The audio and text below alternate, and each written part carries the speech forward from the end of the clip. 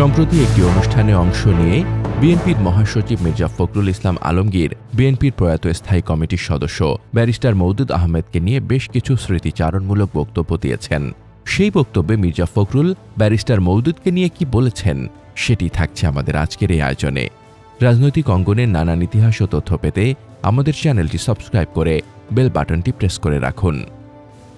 মির্জা ফখরুল বলেন, ব্যারিস্টার মওদুদ আহমেদ সম্পর্কে তার বই নিয়ে আমি খুব বেশি আলোচনা এখানে করতে পারবো না। এজন্য আমার দুর্বলতা স্বীকার করে নিচ্ছি যে বইটা পড়ার খুব বেশি সুযোগ আমার এখনো হয়নি, কিন্তু তার কাজের সঙ্গে আমি কিছুটা পরিচিত। আমি কয়েকটি ঘটনা দিয়ে বলতে চাই।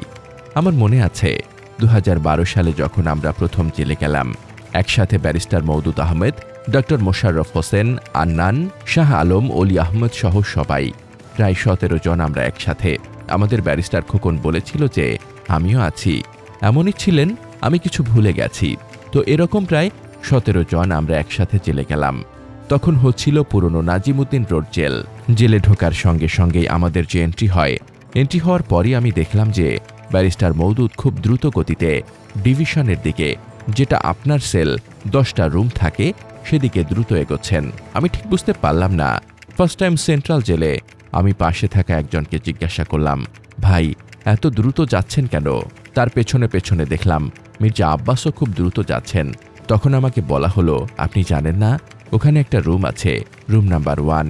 ওখানে গিয়ে ব্যারিস্টার মওদুদ সাহেব ঢুকে পড়লেন এবং সেখানে আব্বাস সাহেবও যেতে চান। ভিন্ন ভিন্ন কারণে অবশ্য ব্যারিস্টার মওদুদ যেতে চান, কারণ তিনি ওখান থেকে আর বের হবেন না। অর্থাৎ যতদিন জেলে থাকবেন তিনি লেখার কাজে পুরোপুরি নিয়োজিত থাকবেন। এটা আমি দেখেছি। পরবর্তীকালে যে কয়দিন ছিলাম, 10 থেকে 12 জন ছিলাম ওই জেলে, আমি দেখেছি উনি খুব সকালে ঘুম থেকে উঠতেন। ভোরে ফজরের নামাজের সময় দিকে উঠেই তিনি লিখতে বসতেন এবং ওই সময়টায় বাইরে থেকে ভাবি যেগুলো পৌঁছে দিতেন, মনে হয় অনেক কাগজপত্র, বিভিন্ন ডকুমেন্টস, বই পৌঁছে দেওয়া হতো। তিনি সারাদিন লিখতেন। শুধুমাত্র খাবার সময় একটু বেরিয়ে আসতেন, একসাথে সবাই খেতাম। এটা আমি দেখেছি।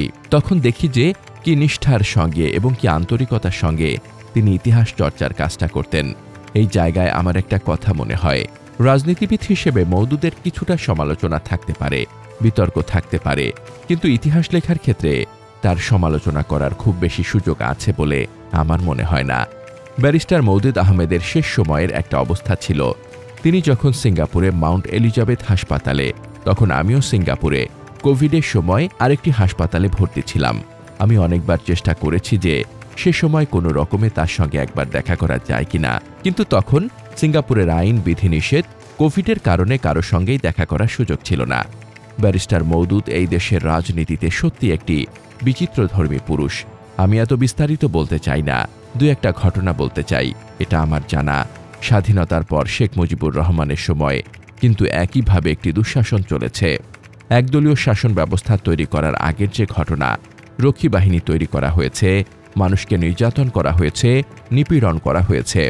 খুলনার শান্তিসেনা কমিউনিস্ট নেতা, তার স্ত্রী, তার শালিকা এবং হানুফা বেগম নামে আরেকজন কমিউনিস্ট কর্মী, তাদেরকে রক্ষী বাহিনী গ্রেফতার করেছিল। গ্রেফতার করে তাদেরকে 21 দিন চরম নির্যাতন করে রক্ষী বাহিনীর ক্যাম্পে রেখে পরে ঢাকা সেন্ট্রাল জেলে নিয়ে এসেছিল। ব্যারিস্টার মওদুদ আহমেদ তখন ছিলেন ইয়াং লয়ার। তিনি হেবিয়াস কর্পাস করেন এবং তখন দেবপ্রসাদ ভট্টাচার্য জজ ছিলেন। তাদেরকে কোর্টে হাজির করিয়ে তিনি মুক্ত করার ব্যবস্থা করেছিলেন।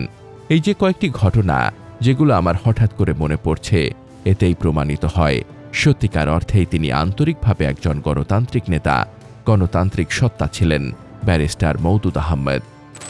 এই বইয়ের মধ্যে নিঃসন্দেহে এবং তার অন্যান্য লেখার মধ্যেও আমরা এই জিনিসটি খুঁজে পাব যে ব্যারিস্টার মওদুদ আহমেদ আপাদমস্তক একজন গণতান্ত্রিক রাজনৈতিক নেতা ছিলেন। বিভিন্ন সময় তিনি বিভিন্ন জায়গায় অবস্থান নিয়েছেন বিভিন্ন কারণে, কিন্তু যদি আমরা খুঁজে দেখি দেখব গণতন্ত্রে ফিরে আসবার উপায়টা বের করতে তিনি সেখানে গেছেন এবং এটাই আমার মনে হয় তাকে মূল্যায়নের সবচেয়ে ভালো পথ। আমি বক্তব্য বাড়াবো না, এজন্য আগে থেকেই ক্ষমা চেয়েছি। আজকের সকলের কথা শুনতে পারতাম, আমি নিজে উপকৃত হতাম। এই মুহূর্তে ব্যারিস্টার মওদুদকে আমাদের খুব দরকার ছিল, কারণ আমরা একটি অস্থিরতার মধ্যে বাস করছি।